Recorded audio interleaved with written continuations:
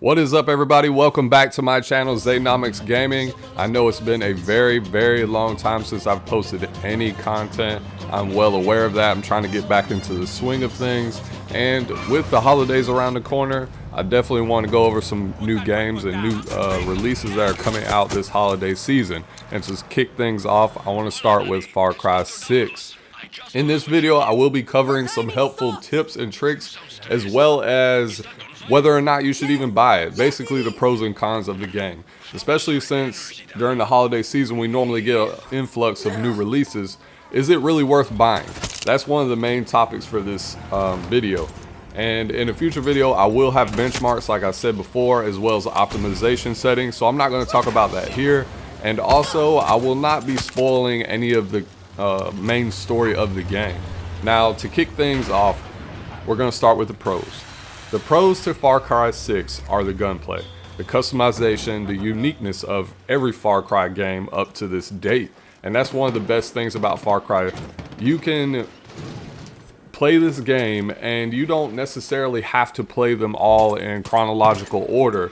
Every story is different, and that's what makes this game more unique compared to other video games out there today. So Ubisoft definitely has that down. So if you've never played a Far Cry game, you can buy Far Cry 6 and play it like you've played all the other Far Cries. It's a different story for every release, and that's one of the beautiful things about the game. The game itself is very colorful, it's vibrant, it's a nice, beautiful world, huge map with tons of secrets and tons of little Easter eggs and secret areas inside the game. There's so much for you to do in here. And that's one of the beautiful things about open world story style games. I enjoy a video game that puts you in that reality. That way you can escape your own individual reality. And Far Cry 6 does that for me. I feel like I'm actually helping out the Yarans to basically end slavery. So I've spent a lot of time in the game, and as far as cons go, I would have to start with autosave. Autosave sucks. I don't know what it is. It's like a bug.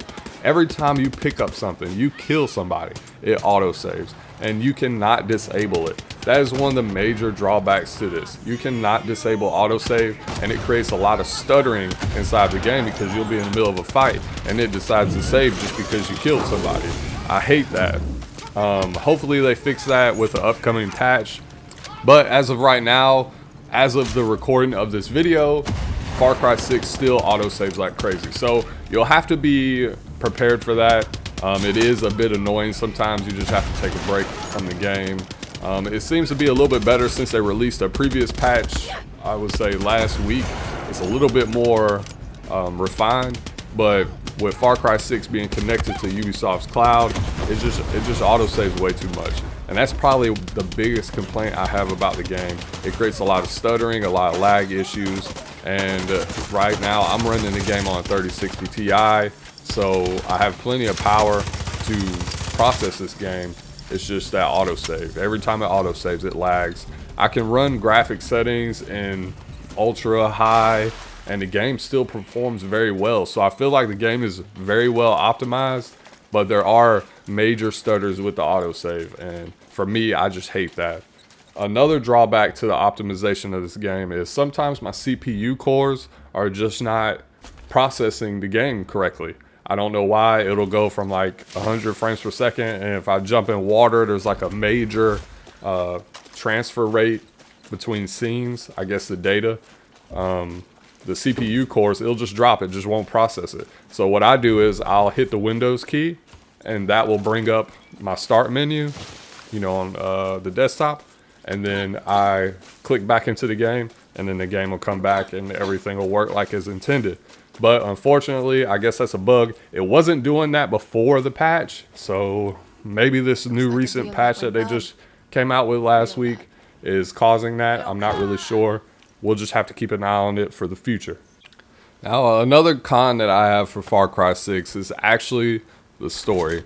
The story is great and all, but it is a little bit predictable. I like that you can actually go your own way. You can kind of pick what you want to do first, and that's a beautiful thing about the game. As well as you can explore all you want. You don't have to necessarily play the game or the story to unlock certain areas. You can go wherever you please. So that's wonderful and all. It's just the story is a little bit predictable. You can kind of figure out what's going to happen.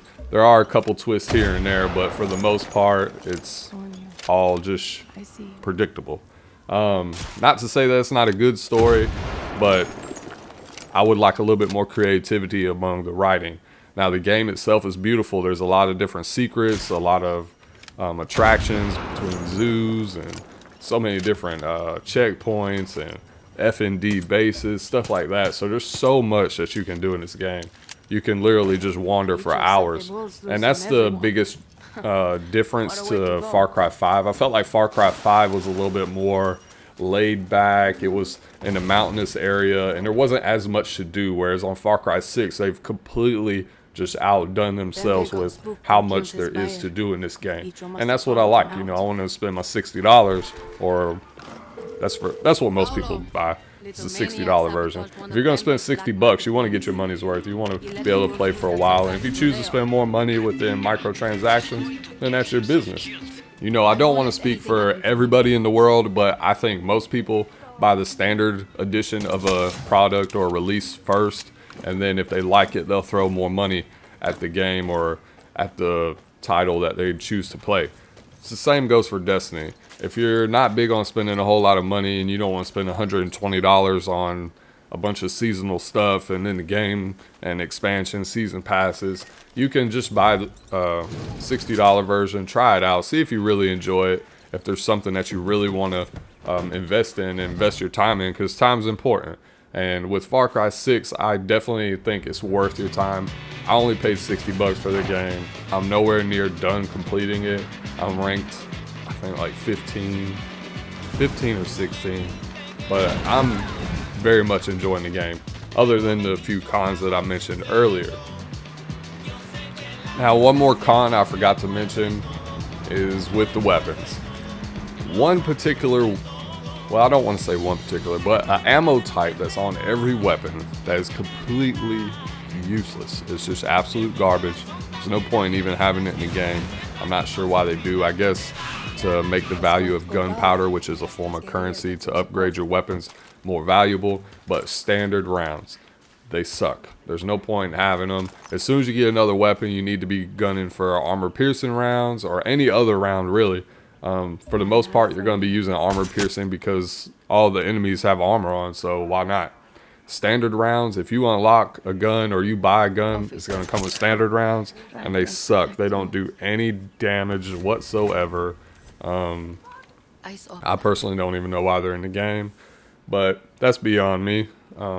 That's more of what the developers decided to do. Also, I feel like the game's just a little too easy. Even on danger mode, I think that's what it's called. It's supposed to be like their hard veteran style mode. It still feels way too easy. And if you play stealthy like me and you build craft and stuff like that, the game is just hilariously easy, especially on the regular mode. So if you want to feel like a god, just play on the regular mode and you'll pretty much be able to kill everything.